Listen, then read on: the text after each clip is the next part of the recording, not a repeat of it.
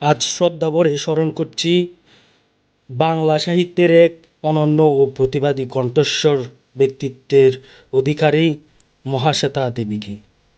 মহাশ্বেতা দেবী শুধুমাত্র একজন বিশিষ্ট কথা সাহিত্যিকই নন, একই সঙ্গে ছিলেন মানবাধিকার কর্মী ও সমাজ সচেতন বুদ্ধিজীবী। সাহিত্যকে তিনি শিল্পের সীমা ছাড়িয়ে নিপীড়িত, বঞ্চিত, প্রান্তিক মানুষের অধিকার রক্ষার শক্তিশালী মাধ্যম হিসেবে ব্যবহার করেছিলেন। তিনি এই মহাশ্বেতা দেবী বাংলা সাহিত্যে এক নতুন যাত্রা যোগ করেছেন, যেখানে সাহিত্য কেবল সৌন্দর্যের অন্বেষণ নয়, বরং নিপীড়িত মানুষের অলিখিত ইতিহাসের দলিল। তার কলম ছিল প্রতিবাদী, মানবিক ও নির্ভীক।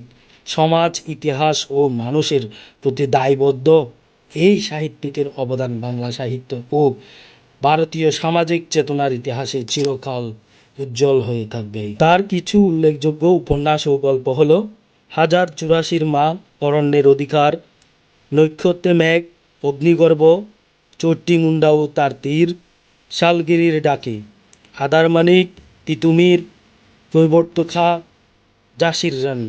ছোট গল্পে তিনি প্রতিবাদ ও প্রতিরোধের ভাষা নির্মাণ করেছেন অসামান্য দক্ষতার মাধ্যমে। দ্রৌপদী, শিকার, শিশু, লাইফার মাছ, বিছন প্রভৃতি গল্পে সমাজের অন্যায় ও অবিচারের বিরুদ্ধে নিপীড়িত মানুষের কণ্ঠস্বর স্পষ্ট হয়ে ওঠে তার লেখায়।